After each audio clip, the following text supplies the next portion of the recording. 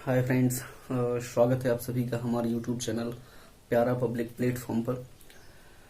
आज हम अपने इस चैनल पर एक नई श्रृंखला की शुरुआत करने जा रहे हैं, जिसे हमने स्पेशली जो हमारे एमपीपीएससी का जो न्यू सिलेबस आया है 2020 का, उसमें जो यूनिट 10 है, जिसमें महत्वपूर्ण कुछ राष्ट्रीय एवं प्रादेशिक है ना संवैधानिक एवं सांविधिक जो आयोग दिए गए हैं, उनके बारे में हम क्रम बाई क्रम पढ़ने का प्रयास करेंगे।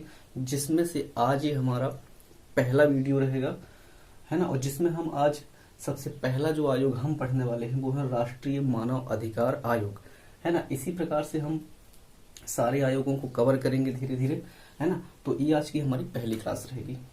और बात करें इससे संबंधित जो हमारे पढ़ने का जो तरीका रहेगा वो ये रहेगा कि सबसे पहले हम इसके कॉन्सेप्ट को समझने का प्रयास करेंगे। कॉन्सेप्ट को जान लेने के बाद ये जानने की कोशिश करेंगे कि आज तक जो पीएससी है या अदर जो एग्जाम है ना, उनमें इससे रिलेटेड कौन कौन से एग्जाम कौन कौन से क्वेश्चंस पूछे गए हैं और आगे भी कौन से क्वेश्चन पूछे जाने की ज्यादा संभावना है ना। तो इन सारे टॉपिक्स पर अपन आगे क्लास में चर्चा करेंगे, ठीक है। तो क्लास को स्टार्ट करते हैं। सबसे पहला, जैसे कि मैं बता चुका हूं, हम जो पढ़ने वाले हैं वो है राष्ट्रीय मानव अधिकार आयोग। तो सबसे पहले यही एक शब्द जो आता है हमारे दिमाग में कि आखिर ये जो मानव अधिकार है ये क्या है, ठीक है। इस पर ही चर्चा कर लेते हैं, फिर इसके बाद जो भी आगे की जो बात है हम उसको कंटिन्यू रखेंगे। देखो भाई, जो मानव अधिकार है ये क्या है मानव अधिकार। तो देखो, अब बेसिकली समझ लीजिए, मानव अधिकार कुछ ऐसे यूनिवर्सल अधिकार होते हैं जो किसी भी व्यक्ति को मानव होने के नाते प्राप्त होते हैं। कहने का मतलब ये है कि कम से कम, है ना, कम से कम इतने अधिकार तो किसी मानव को एक सभ्य और सुशिक्षित और जिसे कहते हैं कि अपनी जो पर्सनालिटी डेवलपमेंट के लिए जो बहुत जरूरी अधिकार हैं, जो मूलभूत अधिकार हैं, है ना, वो उन्हीं मूलभूत जो अधिकार हैं ताकि वो व्यक्ति अपना क्या कर सके, अपनी जो पर्सनालिटी का चहुमुखी विकास कर सके, ऐसे ही अधिकारों को कहा गया है मानव अधिकार, ठीक है। यानी कि मानव के लिए जो मूलभूत अधिकार हैं उन अधिकारों को ही हम मानव अधिकार कहते हैं, ठीक है। अब मानव अधिकार हमें जरूरत क्यों पड़ी, तो जैसा कि आप लोग जानते ही हैं, है ना, कि हमारा जो वर्ल्ड है ना, ये जो वैश्विक लेवल की है। अब अभी आगे पढ़ेंगे मूल अधिकार, तो कुछ मानव अधिकार को मूल अधिकारों में वर्णित कर दिया गया है ना। तो उनमें और इनमें अंतर सिर्फ इतना ही होता है कि जो मानव अधिकार होते हैं इनकी कोई किसी भी राष्ट्र की सीमा नहीं होती है, ये सर्वत्र हर व्यक्ति को प्राप्त होते हैं। लेकिन जो मूल अधिकार होते हैं वो उन्हें जो होता है वो केवल किसी देश के नागरिकों को प्राप्त होते हैं, है ना। तो मौलिक अधिकार और मानव अधिकार में यही अंतर है, ठीक है, कि मौलिक अधिकार देश के केवल नागरिकों को प्राप्त होते हैं, लेकिन ये मानव अधिकार किसी भी देश की सीमा से बंधे नहीं रहते हैं, ठीक है।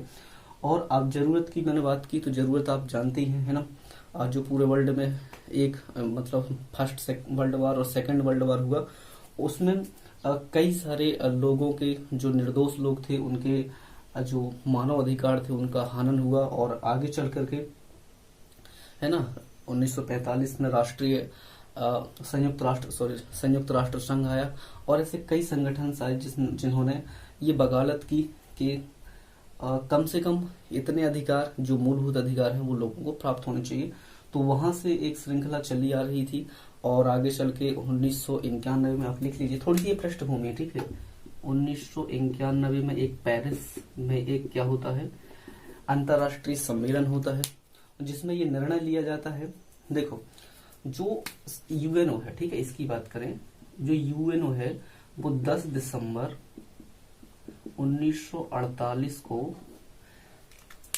को सर्वत्र मानव अधिकारों की घोषणा करता है। इसी को उपलक्ष्य में आपको याद हो, हम 10 तारीख को अंतर्राष्ट्रीय मानव अधिकार दिवस के रूप में मनाते हैं, ठीक है। यही प्रयास कंटिन्यू चलता रहा आगे जाकर के, जिसमें मैंने कहा कि 1993 में फ्रांस की राजधानी पेरिस है।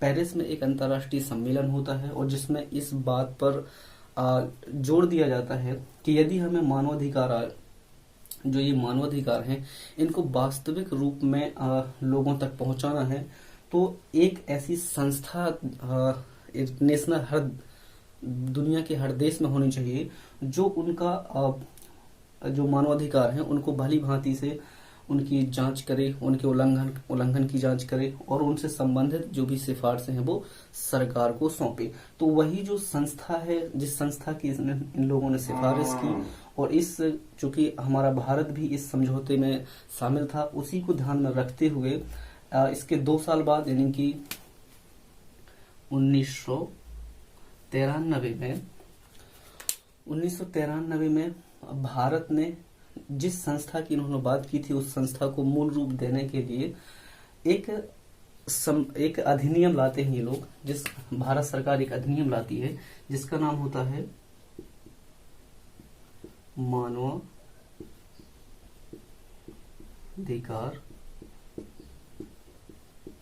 संरक्षण अधिनियम 1993।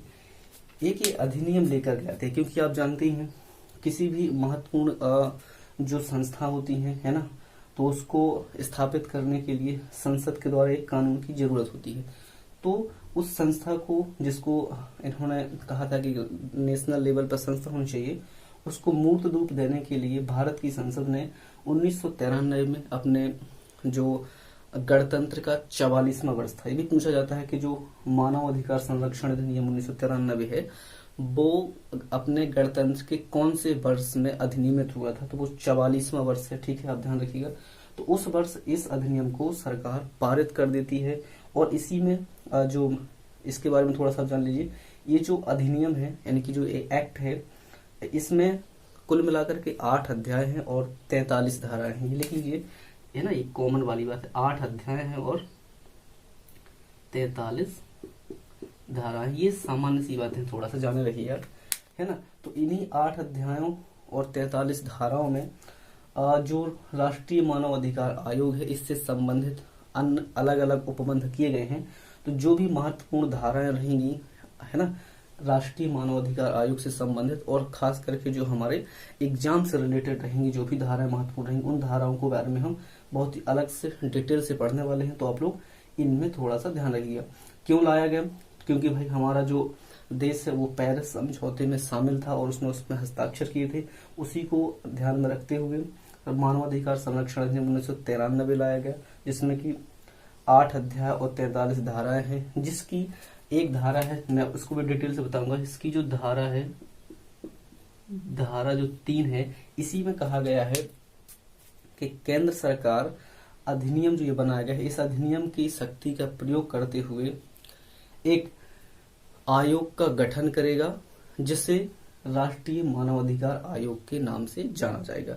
तो मेरे ख्याल से आप ये छोटा सा इसका एक बैकग्राउंड था जिसके बारे में आप जान गए होंगे। देखो, ज्यादा डिटेल से नहीं जाना है, मैं फिर एक बार रिकॉल कर देता हूँ। पहले मैंने पढ़ाया कि मानवाधिकार क्या है। तो मानवाधिकार ऐसे अधिकार होते हैं जो किसी व्यक्ति को मनुष्य होने के नाते प्राप्त हो जाते हैं। ठीक है। दूसरी बात, इनकी जरूरत क्यों पड़ी, तो मैंने बताया तो जो भी first world war, second world war हुए थे, उसमें लोगों के मानवाधिकारों का बहुत ही शोषण किया गया।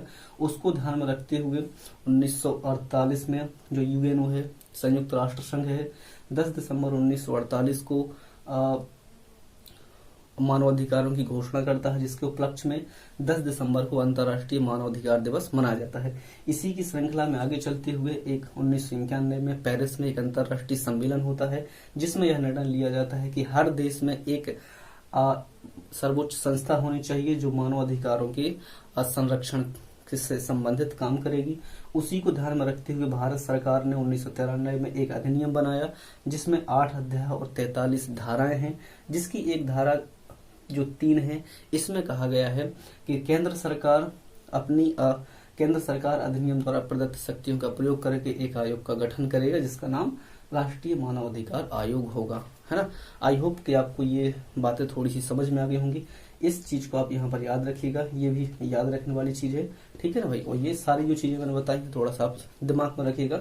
बाकी अब क्लास को अपन कंटिन्यू करते हैं। जो हमारा आज का टॉपिक है कि राष्ट्रीय मानव अधिकार आयोग, हमें सारा का सारा इसके बारे में पढ़ना है, ये तो हमारा सिर्फ जानने के लिए, ठीक है। इसको मैं हटा देता हूँ, देखिएगा भाई फटाफट थोड़ा सा।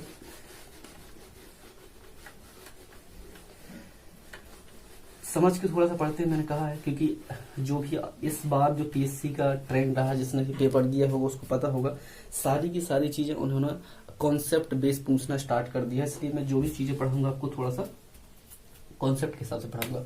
तो सबसे पहले जो हम इसकी बात करते हैं, इसके परिचय की बात कर लेते हैं। क्योंकि परिचय से भी कई बार प्रश्न पूछे गए हैं, अभी जो एग्जाम हुआ उसमें भी पूछे गए। देखो परिचय का मतलब ये है, सबसे पहली बात ये कर लेते हैं कि इसकी स्थापना कब हुई, है ना भाई। तो देखिए भाई, स्थापना से संबंधित भी प्रश्न पूछा गया है, जैसे कि पिछली बार इस एग्जाम में पूछा गया था कि मध्य प्रदेश लोक सेवा आयोग की स्थापना, सीधे डेट पूछ ली गई थी, ठीक है ना भाई। तो ये महत्वपूर्ण हो जाता है, इसलिए आप डेट को याद रखिएगा। तो इसकी जो स्थापना हुई थी राष्ट्रीय मानव अधिकार आयोग की, ये हुई थी 12 अक्टूबर 1993, याद रखिएगा, ठीक है। पूछा जाता है, फिक्स याद दे रखिएगा कि राष्ट्रीय मानव अधिकार आयोग का गठन कब किया गया था, इसकी स्थापना कब की गई थी, तो 12 अक्टूबर 1993 को। पहला प्रश्न यहीं से बनता है। दूसरा जो पूछा जाता है भाई कि इसका आधार क्या है, ये जो आयोग बनाया गया है इसका आधार क्या है। आधार का मतलब किस बेस पर इसका गठन किया गया, तो मैंने बता दिया है। इसका जो आधार है आप लिख लीजिएगा यहाँ पर, मानव अधिकार संरक्षण अधिनियम 1993 की धारा 3 इसका आधार है, ठीक है। धारा कितनी, 3। ये भी पूछा जा सकता है कि राष्ट्रीय मानव अधिकार आयोग का गठन मानव अधिकार संरक्षण अधिनियम की किस धारा के तहत किया जाता है, तो वो है धारा 3। इस धारा 3 के जितने भी उपखंड हैं सबको हम पढ़ने वाले हैं ना, ये तो सिर्फ परिचय है कि पूछ लिया जाता है कई बार। दूसरी बात, इसकी प्रकृति क्या है ना, क्योंकि देखो भाई प्रकृति से मतलब यहाँ पर ये है, प्रकृति से मतलब ये है कि भाई ये एक संवैधानिक संस्था है कि वैधानिक संस्था है या फिर कार्यकारी संस्था है या किस प्रकार की संस्था है, इसके बारे में भी प्रश्न पूछा जा सकता है। जैसे कि पूछा जाएगा कि राष्ट्रीय मानव अधिकार आयोग एक संस्था है, 4 ऑप्शन रहेंगे, एक संवैधानिक संस्था है, एक वैधानिक संस्था है, एक कार्यकारी संस्था है, या फिर एक कोई भी और ऑप्शन दिया जा सकता है। तो इस प्रकार से भी प्रश्न पूछने की संभावना है, मैंने कहा था ना, ऐसे भी प्रश्न पूछे जाते हैं। तो प्रकृति आप जानते हैं, जो 3 शब्द मैंने देखे हैं, पहला होता है, देखो भाई, एक तो संवैधानिक होता है, दूसरा 3 शब्दों को आपको याद रखना, वैधानिक होता है, और जो चौथा होता है वो कार्यकारी होता है, ठीक है, कार्यकारी आयोग। तो 3 प्रकार की संस्थाएं हमारे भारत में देखने को मिलती हैं, ठीक है। तो देखो समझ लीजिए थोड़ा सा पहले से, इसके बाद चलते हैं। जो संवैधानिक संस्थाएं होती हैं, संवैधानिक कहने का मतलब ये है, यह ऐसी संस्था है जिसका जो उल्लेख है ना, जिसका उल्लेख भारतीय संविधान में किया गया है। ऐसी यदि कोई आयोग है जिसका उल्लेख भारतीय संविधान में किया जाता है, तो उसकी हम प्रकृति को कहते हैं कि इसकी प्रकृति संवैधानिक है, क्योंकि इसका उल्लेख भारतीय संविधान में किया गया है। फॉर एग्जाम्पल के लिए अपन समझते हैं, जैसे कि जो वित्त आयोग है, वित्त आयोग अनुच्छेद 280 में दिया गया है, यानी कि भारतीय संविधान के अनुच्छेद 280 में वित्त आयोग का उल्लेख है। इसलिए हम कहेंगे कि जो वित्त आयोग है वो है एक प्रकार की संवैधानिक संस्था है। आई होप आपको समझ में आ गया होगा। वैधानिक की बात करते हैं तो वैधानिक संस्था किसे कहते हैं, तो वैधानिक संस्था का मतलब होता है कोई ऐसी संस्था जिसका निर्माण संसद किसी कानून को बना करके उस आयोग का निर्माण करती है, ठीक है। जैसे कि ये जो राष्ट्रीय मानव अधिकार आयोग है, इस आयोग को बनाने के लिए मैंने बताया है एक अधिनियम लाया गया था संसद की तरफ से, जिसका नाम रखा गया था मानव अधिकार संरक्षण अधिनियम 1993। तो समझ गए आप लोग, जो वैधानिक संस्था है वो ऐसी संस्था होती है जिसका निर्माण संसद द्वारा बनाए गए कानून के तहत किया जाता है। तो आप जान गए, जो राष्ट्रीय मानव अधिकार आयोग है वो किस प्रकार की संस्था हो जाएगी, एक वैधानिक संस्था या फिर सांविधिक संस्था। इसके 2 नाम होते हैं, देखो भाई, ये इसकी जो प्रकृति हो जाएगी या तो सांविधिक कह देंगे आप इसको तो भी सही है, ठीक है, या फिर इसको वैधानिक कह देंगे तो भी सही है, ठीक है, लेकिन ये संवैधानिक नहीं है, ठीक है ना। क्या है ये, या तो सांविधिक निकाय है ये या फिर वैधानिक निकाय है, क्योंकि इसका जो निर्माण है अब भारतीय संसद के द्वारा निर्मित एक अधिनियम के तहत किया गया है। तीसरी बात जो आती है वो होता है कार्यकारी निकाय।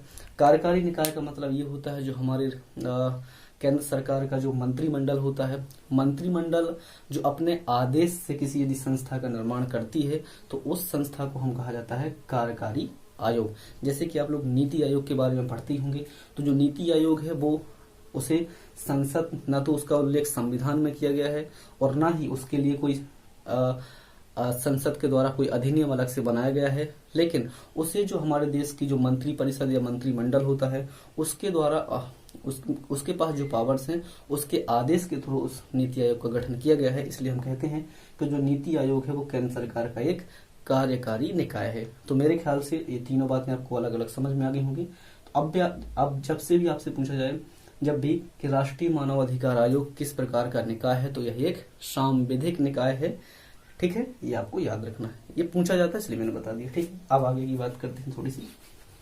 देखो और इससे क्या पूछी जा सकती है जो महत्वपूर्ण बातें हैं। पहली और जो पूछी जा सकती है कि इसका मुख्यालय कहाँ होगा, है ना, ये भी पूछा जा सकता है। तो आप जानते हैं इसका मुख्यालय कहाँ होगा, नई दिल्ली में होगा, ठीक है। और ठीक है, केंद्र सरकार की अनुमति से इसकी जो मुख्यालय है वो कहीं और पर भी खोला जा सकता है, इसके बारे में पर पढ़ेंगे। दूसरी बात जो पूछी जाती है, इसके जो प्रथम अध्यक्ष थे वो कौन थे भाई, ये भी पूछा जाता है, ठीक है ना। तो इसके जो प्रथम अध्यक्ष थे याद रखिएगा वो थे रंगनाथ। ये मैं क्यों बता रहा हूँ, क्योंकि ऐसे प्रश्न पूछे गए हैं। आप यदि पेपर उठा के पुराना वाला देखेंगे तो सर यही पूछ लिया गया था कि नीति आयोग का प्रथम अध्यक्ष कौन था, समझ गए।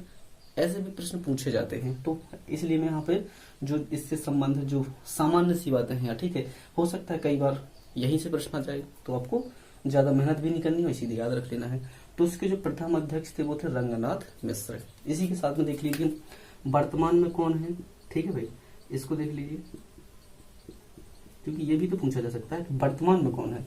तो वर्तमान में इसके हैं भाई अरुण कुमार मिश्रा, न्यायमूर्ति अरुण कुमार मिश्रा जी, ठीक है भाई। तो इसको आप लोग थोड़ा सा ध्यान रखिएगा, ये भी पूछा जा सकता है। देखो स्थापना कब हुई, इसका आधार क्या है, अधिनियम की कौन सी धारा है, ये हो गया।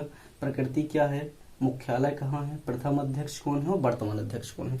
एक और पूछा जा सकता है जो इसका पूछा, महासचिव, इसका महासचिव कौन है, ये परिचय थोड़ा सा आप जान लीजिए। इसका महासचिव कौन है भाई वर्तमान में, तो इसके जो महासचिव हैं वो जयदीप गोविंद जी है, ठीक है भाई, इसको ध्यान रखिएगा आप लोग। जयदीप गोविंद क्या लिख दिया, देखो भाई जयदीप गोविंद जी, तो ये इसके वर्तमान में इस आयोग के वर्तमान में महासचिव हैं। ये सामान्य सी बातें हैं जो आपको हमें ध्यान रखनी है। इससे ज्यादा जो भी बातें हैं अब वो आएंगी, वो धाराओं से रिलेटेड आएंगी, जो भी महत्वपूर्ण धारा हैं पढ़ने वाले हैं। तो ये बात आप लोग मेरे ख्याल से समझ गए होंगे और इसको नोट कर लीजिएगा, ठीक है ना भाई।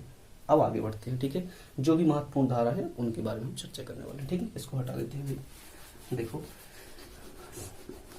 ठीक है प्लीज। और यदि भाई यदि और अच्छा लग रहा है, ठीक है, आपको पढ़ने में, तो हमारे चैनल को आप लाइक भी कर सकते हैं, सब्सक्राइब भी कर सकते हैं, ठीक है भाई। तो देखिए अब आगे से स्टार्ट करते हैं, जो महत्वपूर्ण जो इसकी धाराएं हैं उनके बारे में हम चर्चा करेंगे, ठीक है। देखो जो सबसे इम्पोर्टेंट इसकी जो धारा होती है, देखो भाई किसकी धारा है, ये जो धाराएं हैं ये जो है मानव अधिकार संरक्षण अधिनियम 1993 की अधिनियम की ये सारी धाराएं हैं, जिसमें जो तीसरी धारा है, देखो तीसरी धारा से पढ़ेंगे, हम स्टार्ट करेंगे। अब आप कहेंगे कि भाई धारा 1 और 2 क्यों नहीं पढ़ रहे हैं। 1 और 2 हमारे लिए इम्पोर्टेंट नहीं है, ठीक है, क्यों नहीं इम्पोर्टेंट मैं वो ही बता देता हूँ। जो धारा 3 रहेगी इसके बारे में पढ़ेंगे। जितने भी अधिनियम बनाए जाते हैं ना, उसकी धारा 1 और 2 में बेसिकली दिया क्या रहता है वो आप जान लीजिए। जो धारा 1 रहेगी अधिनियम की, जो मानव अधिकार संरक्षण अधिनियम है 1993, उसकी जो धारा 1 है उसमें उसका संक्षिप्त नाम जो कि आप पढ़ ही चुके हैं, नाम दिया रहेगा अधिनियम का और उसका विस्तार दिया रहेगा। तो विस्तार में आप लोगों को कोई प्रॉब्लम नहीं है, जब भी किसी अधिनियम के बारे में विस्तार से रिलेटेड कोई क्वेश्चन पूछा जाए तो आप कहिएगा संपूर्ण भारत में है। क्यों? क्योंकि जो जम्मू कश्मीर का जो विशेष राज्य का दर्जा था वो अब समाप्त हो चुका है, तो आपको इसमें कोई प्रॉब्लम नहीं है ना। सामान्यता है ना, जो सामान्य है अधिनियम है उनमें। दूसरी बात, नाम तो आप जानते ही हैं भाई कि मानव अधिकार संरक्षण अधिनियम 1993 होगा। जो धारा 2 होती है उसमें ये दिया रहता है जो अधिनियम में संबंधित शब्दावली है उसकी क्या परिभाषा रहेगी, इन परिभाषाओं का उल्लेख अधिनियम की धारा 2 में अलग अलग दिया रहता है कि आयोग का क्या मतलब होगा, है ना, और मानव अधिकार न्यायालय का क्या मतलब होगा। ये सारी की सारी जो परिभाषा है धारा 2 में दी रहती है। इससे तो हमें ज्यादा मतलब है नहीं, हमें तो सिर्फ इस आयोग से मतलब है जो इससे संबंधित धारा है। तो इसको पढ़ते स्टार्ट। धारा 3, जो धारा 3 में हमें 4-5 उपखंड है, जिसका जो धारा 3 का उपखंड है, एक उपखंड है 3(1), ठीक है, इसको पढ़ते हैं। इसमें क्या क्या है सबके बारे में अलग अलग से पढ़ेंगे, है ना भाई। देखो अलग अलग उपखंडों के बारे में पढ़ते हैं। यहाँ पर मैं लिखूंगा नहीं, लेकिन आप लोग ध्यान रखिएगा। धारा 3(1) में कहा गया है कि केंद्र सरकार अधिनियम में प्रदत्त शक्तियों का प्रयोग करते हुए एक आयोग का गठन करेगा और जो राष्ट्रीय मानवाधिकार आयोग के नाम से जाना जाएगा। तो ये बात जो लिखी हुई है वो धारा 3(1) में लिखी हुई है। और यहाँ से जो प्रश्न पूछने वाली बात है वो है, देखो भाई, यहाँ से जो प्रश्न पूछा जा सकता है वो ये है कि राष्ट्रीय मानवाधिकार आयोग का जो गठन है वो कौन करता है? संसद करता है, राष्ट्रपति करता है, केंद्र सरकार करती है, या फिर मंत्रिमंडल करता है। इस प्रकार से भी आपको ऑप्शन दिए जा सकते हैं। तो आपको सीधी बात याद रखना है कि जो धारा 3(1) में कहा गया है कि केंद्र सरकार के पास ये पावर है कि उसे जो मानव अधिकार संरक्षण अधिनियम 1993 में जो भी शक्तियां प्राप्त हैं उनका उपयोग करके एक राष्ट्रीय मानव अधिकार आयोग का गठन कर सकती है। ये बात लिखी हुई है धारा 3 के उपखंड 1 में। याद रहेगा आपको, धारा 3 का जो उपखंड 1 है ना, इसमें इसको मैं 3 को हटा देता हूँ क्योंकि हमने यहाँ लिख दिया है, तो आप ध्यान रखिएगा। धारा 3 का ये उपखंड 1 है, ये ऐसा लिखा हुआ है। दूसरी बात, जो इसका उपखंड 2 है, इसमें जो दूसरी महत्वपूर्ण बात लिखी हुई है इसको देख लीजिए। देखो ये आपको ऐसा याद हो जाए तो अच्छी बात है, याद रखिएगा, लेकिन नहीं होता तो आप धारा 3 भी याद रखेंगे तो भी आपका काम चल जाएगा। देखो जो धारा 2 है इसमें कहा गया है, धारा 2 में 2 चीजों का वर्णन किया गया है, ये बहुत महत्वपूर्ण है। देखो पहले कहा गया है कि इसमें अध्यक्ष कौन होगा, और दूसरी वाली जो धारा है इसमें कहा गया है सदस्य कौन होंगे। ये यहाँ से अब आपके प्रश्न बनने स्टार्ट होते हैं। ये जो अभी तक अपन ने पढ़ा था ना, ये तो सब सामान्य बातें थी जो एक है ना स्टूडेंट को जो प्रिपरेशन कर रहा है पीएससी का उसको जानना जरूरी था। लेकिन अब जो यहाँ से प्रश्न आएंगे ये आपका लेवल चेक करने वाले होंगे, वो तो सामान्य था, वो सबसे बन जाएंगे।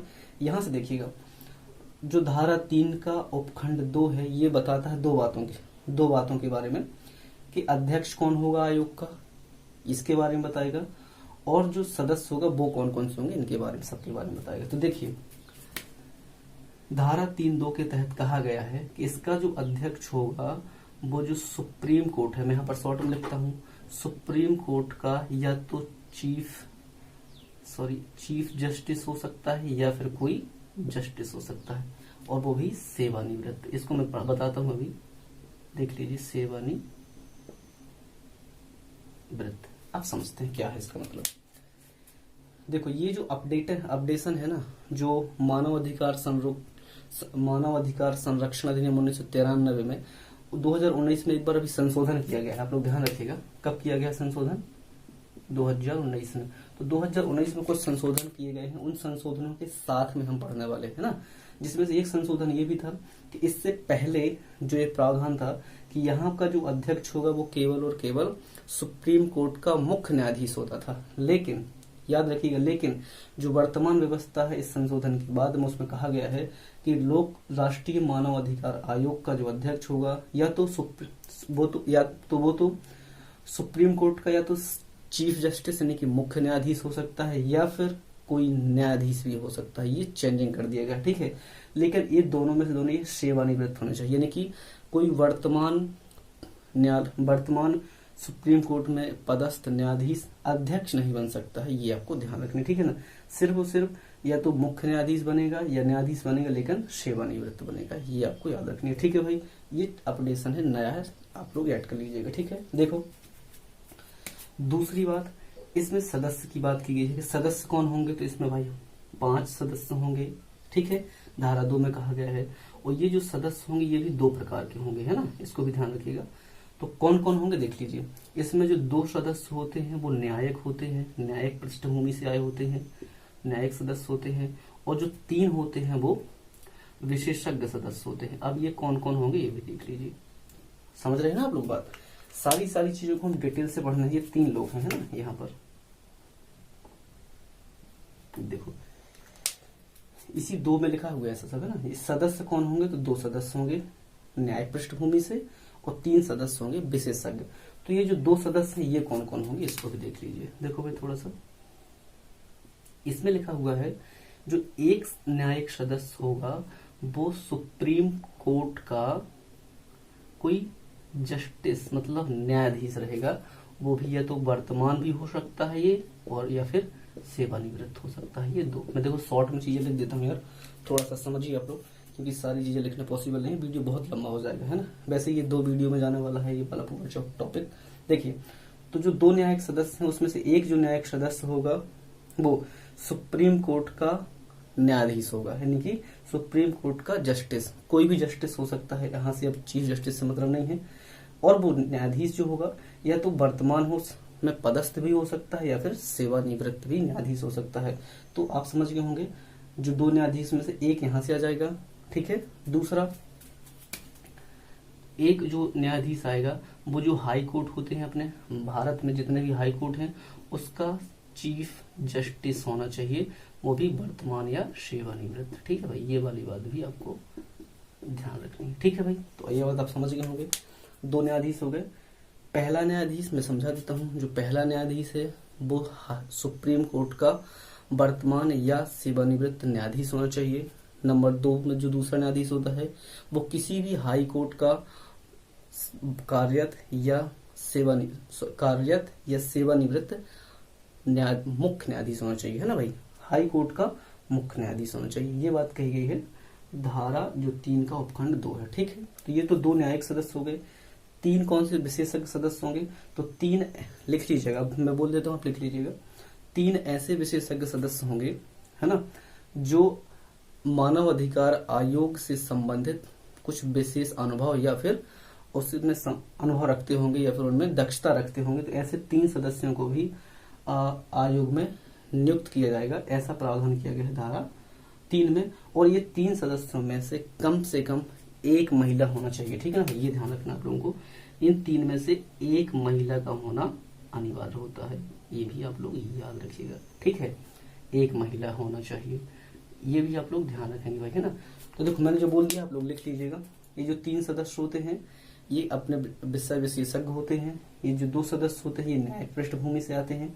इस प्रकार से जो आयोग की संरचना है उसका ही उल्लेख यहाँ पर कर दिया गया है, ठीक है भाई। तो आप लोग ध्यान रखिएगा। इसके अलावा और कौन कौन सदस्य होंगे अपन उसको आगे पढ़ते हैं। ये वे सदस्य हैं जिनकी नियुक्ति की जाएगी। अब जब हम धारा 4 पढ़ेंगे ना तो उसमें पढ़ेंगे कि अध्यक्ष और सदस्यों की नियुक्ति राष्ट्रपति करेगा और राष्ट्रपति एक समिति की सिफारिश पर करेगा। उस समिति में कौन कौन से शामिल होंगे हम सब पढ़ेंगे। तो अभी भी सिर्फ इतना याद रखिए कि धारा 3(1) में केंद्र सरकार के पास पावर है कि वो आयोग का गठन कर सकती है।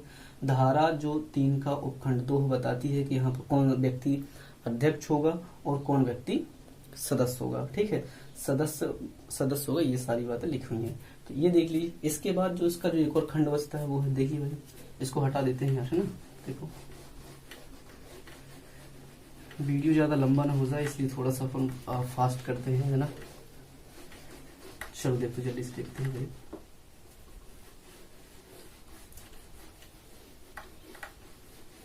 देखिए जो इसका उपखंड 3 है इसकी बात कर लेते हैं। उपखंड 3 कहता है, उपखंड 3 में पदेन सदस्यों के बारे में बताया गया है, ठीक है भाई। कि पदेन सदस्य कौन कौन से होंगे, ये बताया गया है धारा 3 का उपखंड 3 में। अब ये पदेन सदस्य क्या होते हैं आप लोग ये भी जान लीजिए। देखिए, जो पदेन सदस्य का मतलब ये होता है कि इनको नियुक्त करने की जो आयोग है, आयोग में इनको नियुक्त करने की जरूरत नहीं पड़ेगी। जो भी व्यक्ति जो मैं अभी 7 आयोग बताने वाला हूं, इन आयोगों का अध्यक्ष होगा वो ऑटोमेटिकली राष्ट्रीय मानवाधिकार आयोग का सदस्य मान लिया जाएगा, है ना। यानी कि इनको नियुक्त करने की जरूरत नहीं पड़ती है। लेकिन जो भी अपन ने जो धारा 2 में अध्यक्ष और सदस्यों के बारे में पढ़ा है ना, उनको राष्ट्रपति नियुक्त करता है, लेकिन इन्हें पदेन है, ये इन्हें नियुक्त करने की जरूरत नहीं पड़ती है।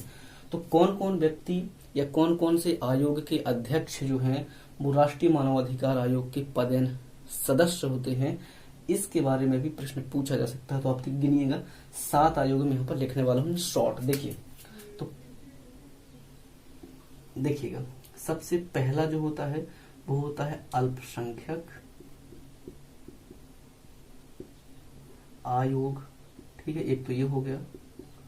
दूसरा ओबीसी आयोग, तीसरा एससी आयोग, बताता हूँ, चौथा एसटी आयोग, पांचवा एक होता है महिला आयोग, छठवां बाल संरक्षण आयोग। लिख लीजिए भाई, मैं बताता हूँ इससे प्रश्न कैसा बनेगा। बाल संरक्षण आयोग कितना हो गया, और एक और बचा है दिव्यांगों के लिए जो आयुक्त होता है, दिव्यांगों के लिए आयुक्त, ये हो गए 7 भी लगभग, 1 2 3 4 5 6 7। हाँ, इनके जो भी अध्यक्ष होंगे, देखिए भाई, इनके जो भी अध्यक्ष होते हैं, है ना, वो राष्ट्रीय मानवाधिकार आयोग के पदेन सदस्य होते हैं। फिर से मैं कहना देता हूं, अल्पसंख्यक आयोग का जो अध्यक्ष होगा वो भी राष्ट्रीय मानवाधिकार आयोग का पदेन सदस्य होगा। जो ये ओबीसी का मतलब होता है पिछड़ा वर्ग आयोग का अध्यक्ष, एससी का मतलब होता है अनुसूचित जाति आयोग का अध्यक्ष, एसटी मतलब शेड्यूल ट्राइब यानी कि अनुसूचित जनजाति आयोग का अध्यक्ष, महिला आयोग का अध्यक्ष, बाल संरक्षण आयोग का अध्यक्ष, और दिव्यांग जनों के लिए जो आयुक्त होता है वो भी राष्ट्रीय मानवाधिकार आयोग के पदेन सदस्यों में शामिल होता है। अब आप कहेंगे इससे प्रश्न कैसे पूछा जाएगा, तो प्रश्न ऐसा पूछा जाएगा कि इसमें से 3 ऐसे नाम दे देंगे जो इसके पदेन सदस्य होते हैं, और चौथा एक ऐसा नाम दे देगा जो इसका पदेन सदस्य नहीं होता है। फॉर एग्जाम्पल के लिए देखते हैं, निम्नलिखित में से कौन से आयोग का अध्यक्ष राष्ट्रीय मानवाधिकार आयोग के पदेन सदस्यों में शामिल नहीं है। नंबर 1 महिला आयोग का अध्यक्ष, नंबर 2 पिछड़ा वर्ग आयोग का अध्यक्ष, नंबर 3 अल्पसंख्यक आयोग का अध्यक्ष, और नंबर 4 नीति आयोग का अध्यक्ष। अब आप समझ गए होंगे कि यहाँ पर नीति आयोग का कोई उल्लेख नहीं है, ठीक है ना। एग्जाम्पल है, इस प्रकार से और भी कई प्रकार से क्वेश्चन पूछा जा सकता है, तो आप लोग याद रखिएगा। ये केवल 7 है, न इससे एक कम है, न इससे केवल एक ज्यादा है, इसलिए मैंने आपको यहाँ पर बहुत ही डिटेल से बता दिया है। मैं उम्मीद करता हूँ आप इन चीजों को याद रखेंगे। अब मैं आगे बढ़ता हूँ। देखो भाई, हटा देता हूँ, आप लोग लिखते रहिएगा, पॉज करके भी नहीं लिख पाते हैं तो भाई, है ना, हालांकि मैं आराम आराम से बोलता हूँ ताकि आप लोग लिख भी पाए। देखो भाई, पदेन सदस्यों के बाद ये जो इसका जो उपखंड, देखो अभी धारा 3 की बात कर रहे हैं हम, है ना, तो धारा जो उपखंड 4 है, इसमें इसके महासचिव के बारे में जानकारी दी गई है। मैं इसको बताता हूँ क्या चीज है ये।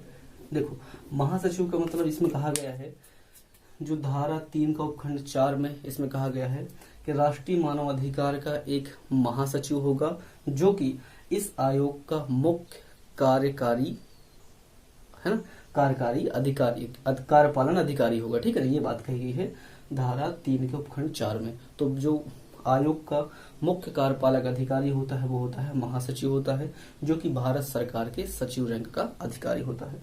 ये बात कही गई है महासचिव के बारे में, ठीक है, बस ज्यादा बड़ी बात नहीं है। देखो, इसका उपखंड जो 5 है, इसमें बताया गया है कि जो राष्ट्रीय मानवाधिकार आयोग है इसका मुख्यालय कहाँ होगा, तो मैं पहले ही बता चुका हूँ वो नई दिल्ली में होगा। ये बातें आपको यदि समझ में आ गई होंगी तो मेरे ख्याल से ये सारी की सारी चीजें पूछी भी जा सकती हैं, है ना, इम्पोर्टेंट भी है। और ये धारा 3 जो है वो हमारी समाप्त हो जाती है। अगली जो धारा होगी हमारी वो होगी धारा 4, ठीक है भाई। उम्मीद करता हूँ ये जो धारा मैंने पढ़ा दी है आपको समझ में आ गई होगी। आगे बढ़ते हैं। देखो भाई, थोड़ा सा आप लोग भी प्रयास करिएगा भाई, है ना, क्योंकि अगर चीजों को डिटेल से पढ़ना है तो थोड़ा सा टाइम तो लग ही जाता है ना। तो देखिए भाई, जो धारा हमारी 4 है, इसके भी उपखंड है ना, तो उपखंडों को भी हम इसलिए लिख देता हूं मैं, ताकि थोड़ा सा पढ़ने में आसानी हो। ठीक है, देखो उपखंड 1 में पढ़ते हैं। सबसे बड़ी बात, धारा 4 में दिया क्या गया है, तो दिया गया है जो अध्यक्ष है और सदस्य है, इनकी नियुक्ति कैसे होगी और कौन करेगा। अध्यक्ष और सदस्यों की नियुक्ति की प्रक्रिया जो है वो कहाँ दी गई है, धारा 4 में। सीधे प्रश्न यही पूछा जाएगा कि राष्ट्रीय मानवाधिकार आयोग के सदस्य एवं अध्यक्षों की नियुक्ति किस धारा के तहत की जाती है। मानवाधिकार संरक्षण अधिनियम किस धारा के तहत की जाती है, धारा 4 में है। ठीक है, अब दूसरा प्रश्न पूछा जाएगा, आखिर इनकी नियुक्ति कौन करता है, तो मैं बता देता हूं। देखो भाई, धारा 4 का उपखंड 1 में कहा गया है कि राष्ट्रपति कौन करता है इनकी नियुक्ति, राष्ट्रपति जो है, राष्ट्रपति आयोग के अध्यक्ष एवं सदस्यों की नियुक्ति करेगा। लेकिन ये जो नियुक्ति करेगा एक समिति की सिफारिश पर करेगा। ठीक है भाई, ये ध्यान रखिए, एक समिति होगी, इसकी ये समिति इसको सिफारिश करेगी, यानी कि इनको राष्ट्रपति को सिफारिश करेगी। इसी सिफारिश के तहत इन अध्यक्ष और सदस्यों की नियुक्ति जो है वो आयोग में राष्ट्रपति करता है। ठीक है, अब इस समिति में कौन कौन सदस्य होते हैं, यहाँ से भी बहुत महत्वपूर्ण प्रश्न बनता है, मैं आपको बताने वाला हूँ अभी। लेकिन अभी सामान्य सी बात यही पूछी जा कि अध्यक्ष और सदस्यों की आखिर नियुक्ति करता कौन है, तो वो भारत का राष्ट्रपति करता है। किसकी सिफारिश पर करता है, तो एक समिति की सिफारिश पर करता है। और देखते हैं इस समिति में कौन कौन शामिल होता है, देख लीजिए। बस 1-2 धाराएं और हैं जो महत्वपूर्ण है, बाकी सब अपन कम कम पढ़ेंगे। देखिए, इसमें 6 लोग शामिल होते हैं। देखिए, सबसे पहला तो होता है देश का जो प्रधानमंत्री होता है वो शामिल होता है ना, प्रधानमंत्री मतलब पीएम। दूसरा, जो लोकसभा है ना, लोकसभा का जो अध्यक्ष होता है वो भी इसमें शामिल होता है, तो 2 लोग हो गए। नंबर 3, जो केंद्र सरकार का गृह मंत्री है वो भी इसमें शामिल होता है। नंबर जो 4 है, देख लीजिए, जो राज्यसभा है, राज्यसभा का उपसभापति, यहाँ से प्रश्न पूछा जाएगा। ठीक है ना, उपसभापति, क्योंकि यहाँ पर उपसभापति है ना कि सभापति। आपसे पूछा जा सकता है कि अध्यक्ष और सदस्यों की अध्यक्ष और सदस्यों की नियुक्ति से संबंधित राष्ट्रपति को सिफारिश करने वाली समिति में निम्नलिखित में से कौन शामिल नहीं है। तो आप ध्यान रखिएगा, ये 4 लोग दिए हो गए। यहाँ पर जो राज्यसभा लिखा है मैंने, यहाँ पर राज्यसभा में उपसभापति शामिल होता है, इसका सभापति शामिल नहीं होता। ठीक है, 2 लोग और बचे, देख लीजिए। देखो, राज्यसभा का उपसभापति और जो राज्यसभा है, राज्यसभा में जो विपक्ष का नेता होता है, विपक्ष का नेता है ना, वो भी इसमें शामिल होता है। और इसके अलावा एक व्यक्ति और होता है जो लोकसभा है, तो लोकसभा में भी एक होता है विपक्ष का नेता, ये भी इस समिति में शामिल होते हैं। कुल मिलाकर के 1, 2, 3, 4, 5 और 6 लोग इस समिति में शामिल होते हैं। और यही 6 लोग राष्ट्रपति को सिफारिश करते हैं कि किस व्यक्ति को आयोग का अध्यक्ष बनाया जाए और किस व्यक्ति को आयोग का सदस्य बनाया जाए। तो आई होप ये बात आपको समझ में आ गई होगी। और यही 6 लोग हैं, है ना, इसके अलावा और कोई नहीं होता है। आप लोग ध्यान रखिएगा कौन कौन, मैं गिनवा देता हूँ, एक बार याद करिएगा मेरे साथ। देखो भाई, प्रधानमंत्री नंबर 1, नंबर 2 लोकसभा का अध्यक्ष, नंबर 3 लोकसभा में विपक्ष का नेता, नंबर 4 राज्यसभा का उपसभापति, नंबर 5 राज्यसभा में विपक्ष का नेता, और नंबर 6 भारत सरकार का गृह मंत्रालय का कार्य साधक मंत्री, यानी कि शॉर्ट इन शॉर्ट गृह मंत्री। ठीक है, तो ये 6 लोग शामिल होते हैं इस समिति में। इन्हीं समिति की सिफारिश पर राष्ट्रपति अध्यक्ष एवं सदस्यों की नियुक्ति करता है। ठीक है, तो आप लोग याद रखिएगा। इसकी जो धारा 4 है, इसका जो उपखंड 2 है, इसके बारे में कहा गया है, इस बस इसमें थोड़ा सा जान लीजिए। इसमें ये लिखा हुआ है कि यदि अध्यक्ष या सदस्यों की नियुक्ति करते समय इस समिति में इन 6 सदस्यों में से यदि कोई भी 1 या 2 लोग, जितने भी लोग हैं, शामिल नहीं होते हैं और ये लोग राष्ट्रपति को सिफारिश कर देते हैं, तो इस आधार पर अध्यक्ष एवं सदस्यों की नियुक्ति को असंवैधानिक, यानी कि असंवैधानिक नहीं माना जाएगा कि समिति में कुछ लोग शामिल नहीं थे। ठीक है भाई, यानी कि सीधा मतलब ये है कि यदि समिति में कुछ लोग नहीं भी हैं तब भी ये समिति राष्ट्रपति को अपनी सिफारिश दे सकती है और उसे न्यायालय में चुनौती नहीं दी जाएगी।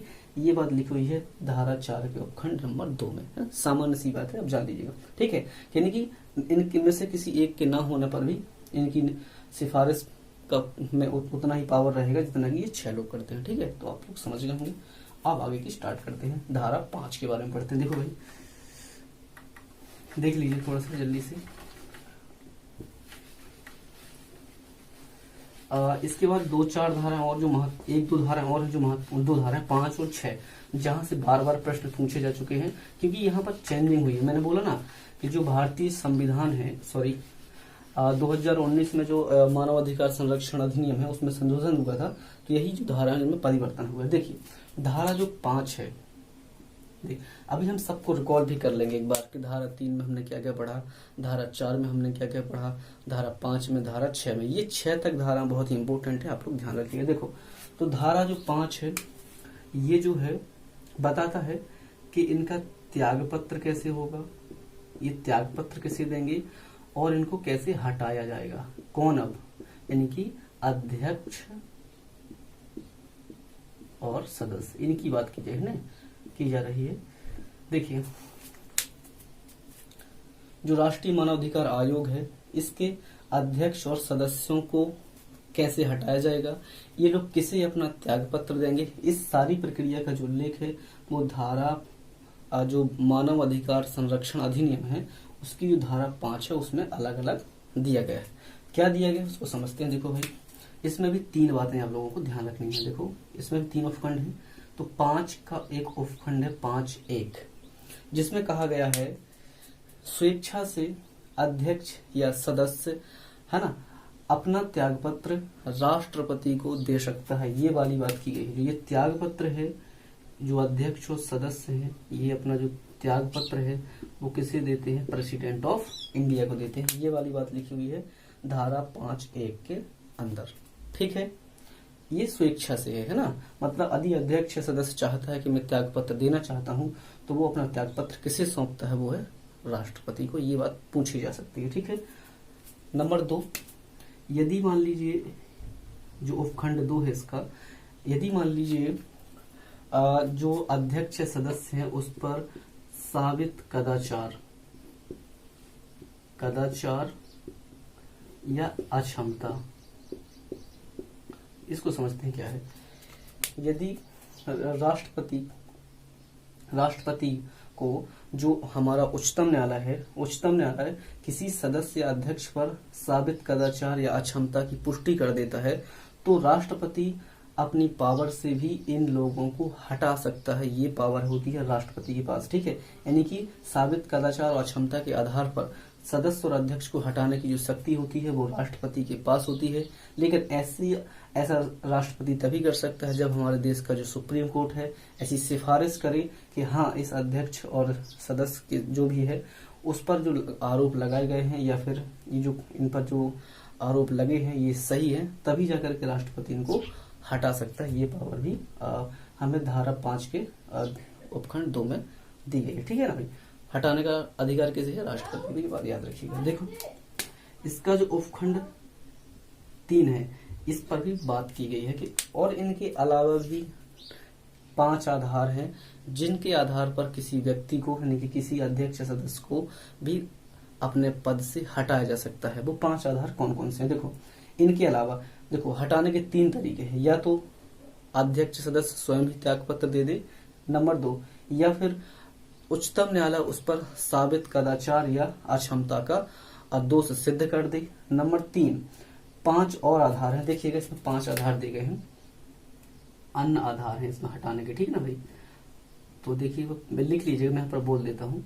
देखिएगा यहाँ पर लिख लीजिएगा आप लोग 1 2 3 4 और 5 ये कौन कौन से हैं। देखो पहला, यदि अध्यक्ष सदस्य दिवालिया घोषित कर दिया जाता है तो भी उसे अपने पद से हटाया जा सकता है। नंबर 1 लिखते चलिएगा आप लोग, दिवालिया मतलब बैंकक्रप्ट। ठीक है ना भाई, दिवालिया घोषित कर दिया जाता है तो भी। नंबर 2 पर लिखिएगा, यदि कोई व्यक्ति से मतलब यहाँ पर अध्यक्ष और सदस्य थे, यदि कोई अध्यक्ष या सदस्य अपने पद पर रहते हुए भी किसी दूसरे लाभ के पद को धारण कर लेता है तो भी उसे अपने अध्यक्ष और सदस्य के पद से हटाया जा सकता है। नंबर 2।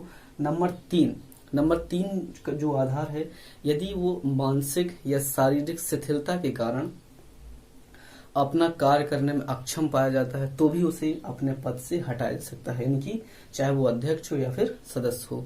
नंबर 4 में लिखा है कि यदि वो विकृत चित्त का व्यक्ति है और कोई सक्षम न्यायालय ऐसी पुष्टि कर देता है तो भी उसे अपने पद से हटाया जा सकता है। ये चौथे नंबर में लिखा हुआ है। नंबर 5 में जो लिखा हुआ है वो ये है कि यदि किसी अध्यक्ष या सदस्य को, है ना, किसी अध्यक्ष या सदस्य को किसी ऐसे मामले में दोष सिद्ध करके कारावास दे दिया जाता है जो कि राष्ट्रपति की दृष्टि में, राष्ट्रपति की राय में क्या है, नैतिक पतन वाला कृत्य है, तो ऐसी स्थिति में भी राष्ट्रपति अध्यक्ष या सदस्य में से किसी को भी हटा सकता है। ये 5 और आधार दिए गए हैं इन 2 के अलावा। मैं फिर से गिनवाता हूँ।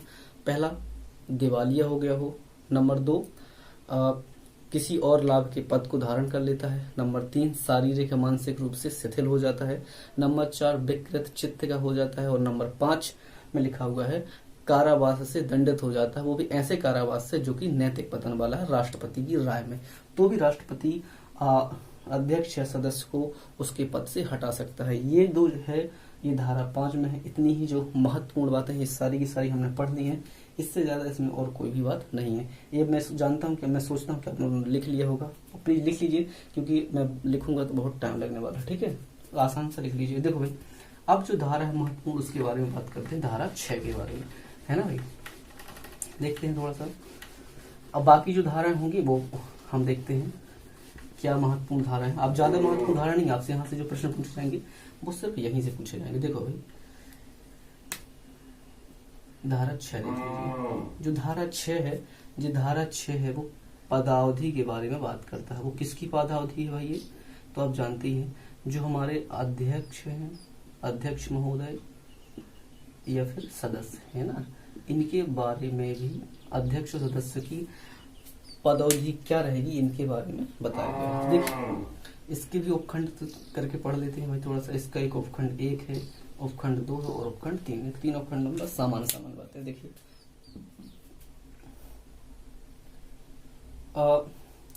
धारा 6 का जो उपखंड 1 है ये कहता है कि जो अध्यक्ष है, देखिएगा, है ना, जो अध्यक्ष है इसका जो कार्यकाल रहेगा वो या तो 3 वर्ष का रहेगा या फिर 70 वर्ष का। इसका मतलब क्या है इसको समझते हैं। देखिए, कोई व्यक्ति जो अध्यक्ष बना दिया गया है वो या तो अधिकतम 3 साल तक अपने पद पर रह सकता है, या यदि 3 साल से पहले ही उसकी आयु 70 वर्ष हो जाती है ना, उसकी जो टोटल एज है वो टोटल 70 वर्ष हो जाती है तो वो पद से हटा दिया जाएगा। यदि नहीं होती है तो वो अधिकतम 3 साल तक अपने पद पर बना रह सकता है। इसमें से जो भी पहले हो जाता है, यदि उसके नियुक्ति से 3 वर्ष पहले हो जाते हैं तो भी अपना वो पद छोड़ देगा, या फिर 3 वर्ष से पहले उसकी आयु खुद ही 70 वर्ष की हो जाती है तो भी वो अपना पद, ये जो अध्यक्ष का पद है वो स्वयं त्याग देगा। ठीक है ना भाई, ये बात की गई है धारा 6 में। ये पूछा जाता है ना, कैसे प्रश्न पूछा जाएगा ये भी देख लीजिए। पहला प्रश्न यही पूछा जाएगा कि मानव अधिकार संरक्षण अधिनियम की किस धारा में अध्यक्ष एवं जो आयोग के अध्यक्ष और सदस्यों की पदावधि के बारे में चर्चा की गई है, तो धारा 6।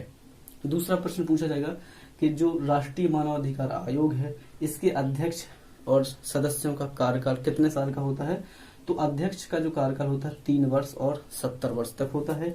इसी प्रकार से जो सदस्य होते हैं, जो कि हमने 5 सदस्य पढ़े हैं जिनकी नियुक्ति राष्ट्रपति द्वारा की जाती है एक समिति की सिफारिश पर, जो हम पहले जान चुके हैं, उसके सदस्यों की भी जो कार्यकाल होता है वो भी 3 वर्ष या 70 वर्ष तक होता है। ये बात भी आप लोगों को ध्यान रखनी है। ये इसके उपखंड 2 में लिखी है और कहा गया है कि ये जो लोग होंगे ये पुनः नियुक्ति के पात्र होंगे, है ना भाई, नियुक्ति के पात्र हैं। मतलब यदि किसी व्यक्ति को एक बार सदस्य बना दिया जाता है और उसकी आयु 70 वर्ष नहीं होती है और दोबारा जो इनकी नियुक्ति संबंधित समिति है इसी व्यक्ति की दोबारा सिफारिश करती है नियुक्ति के लिए, तो उसे दोबारा भी नियुक्त किया जा सकता है। ये वाली बात कही गई है धारा 2 के धारा 6 के उपखंड नंबर 2 में, ठीक है। यानी कि अध्यक्ष और सदस्य जो होते हैं वो पुनः नियुक्ति के पात्र होते हैं, ये वाली बात कही गई है भाई धारा 6 में।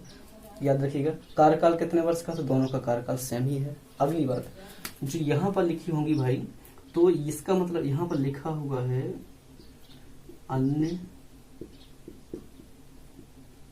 नियोजन के पात्र नहीं। इसका मतलब क्या है, देखिए इन दोनों का मतलब तो आप समझ ही गए होंगे। आगे देखिए, जो धारा 6 है, धारा 6 का जो उपखंड 3 है, ये कहता है कि जो भी आयोग के अध्यक्ष है, सदस्य होंगे, वो राज्य सरकार हो चाहे केंद्र सरकार की, और जो भी दूसरे अभिकरण हैं उनमें नियोजन के पात्र नहीं होंगे। मतलब इसके अलावा इन लोगों को और किसी भी बड़े संस्थान में जो राज्य सरकार या केंद्र सरकार के अधीन है वहां पर नियुक्त नहीं किया जा सकता है। ऐसी बात कही गई है धारा 6 के उपखंड नंबर 3 में, ठीक है।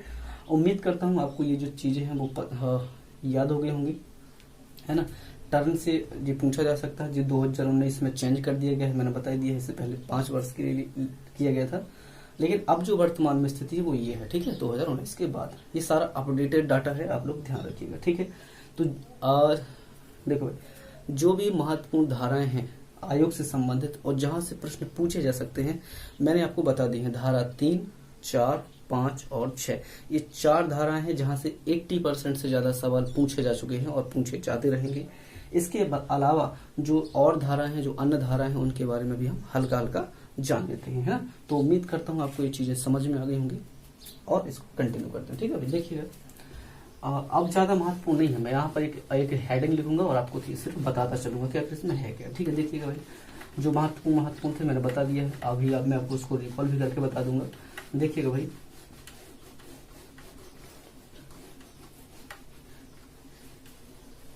देखो धारा 7 के बारे में पढ़ लेते हैं थोड़ा सा, फिर धारा 8 के बारे में पढ़ेंगे, 9 के बारे में पढ़ना नहीं है, 10 में पढ़ेंगे, 11, 12, 13, 19, 20 और 21।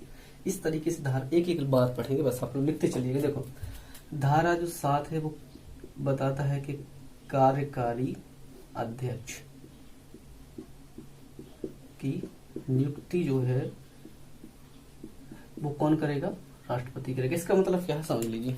देखो कई बार क्या होता है कि जो आयोग का अध्यक्ष है कई कारणों से, है ना, त्याग पत्र दे दे, मृत्यु हो जाए, या और भी जो कारण हमने पढ़े हैं जिनसे उनका पद रिक्त हो सकता है। यदि उन कारणों से किसी समय राष्ट्रीय मानवाधिकार आयोग के अध्यक्ष का पद रिक्त हो जाता है, तो राष्ट्रपति के पास ये पावर होती है कि वो उसी आयोग के जो भी अन्य सदस्य, जो मैंने 5 सदस्य बताए थे, उन्हीं में से किसी एक व्यक्ति को आयोग का कार्यकारी अध्यक्ष नियुक्त कर सकता है। ये जो पावर है वो हमारे देश के राष्ट्रपति के पास प्राप्त है, सिर्फ आसान सी भाषा में, ठीक है। अगला जो धारा 8 है, ये धारा 8 है, ठीक है। धारा 8 में कहा गया है कि जो भी आयोग के अध्यक्ष और सदस्यों की जो सेवा शर्तें होंगी, उनकी नियुक्ति के बाद उनमें कोई भी अलाभकारी परिवर्तन नहीं किया जाएगा, ठीक है ना भाई। तो ये जो धारा 8 है वो कहता है कि जो अलाभकारी